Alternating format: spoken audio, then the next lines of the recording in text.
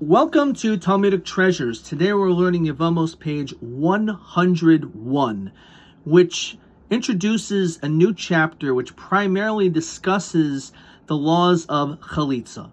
As we've been learning throughout this tractate, we've been discussing in the event that a woman's husband dies and they're childless, that she will have Yibum or marry his brother. Now, this is not an absolute requirement. There is a way out of this, which is called Chalitzah.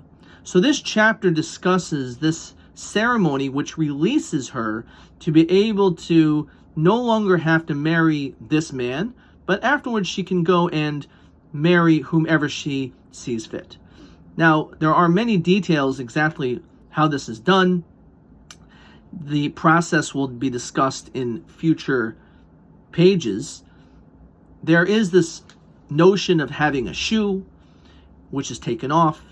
She is involved in spitting, which we'll discuss the significance of that. And there are biblical verses that are recited.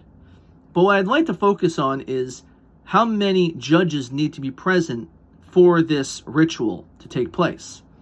So on this, there's actually dispute. Some say you need 5, but we end up saying it's only necessary to have 3. Whenever we find in a court system, there are numerous numbers that are required depending on the type of court case. It always is an odd number because, like a court case, we have to be able to reach some majority opinion. But here, because we're still talking about a court, we also require an odd number, which is either 3 or 5. Now, we hold that it's only necessary to have 3 judges. And in fact, the Talmud says they don't even have to have expertise. All they need to know is how to be able to recite the various biblical Hebrew verses. And it has to be said in Lashon HaKodesh. However, they could actually be hedyotos, even people who are not actual expert judges. And we end up saying that you only need to have 3. 5 is not necessary.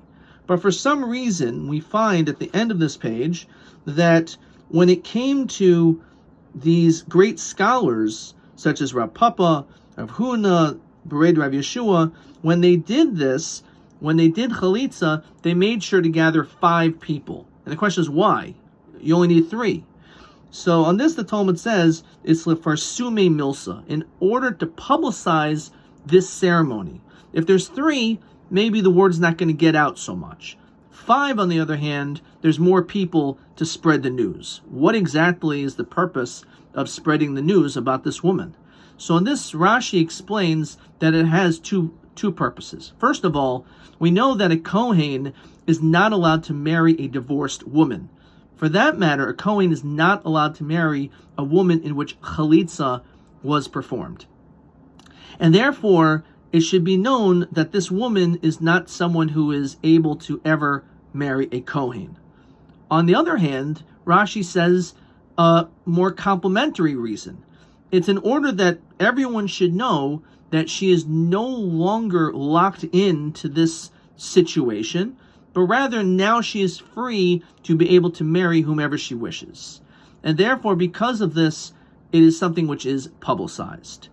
So according to the second explanation, it shows us the importance of being able to cause women and men who are able to get married, that it should be known that in fact they are now available in that situation.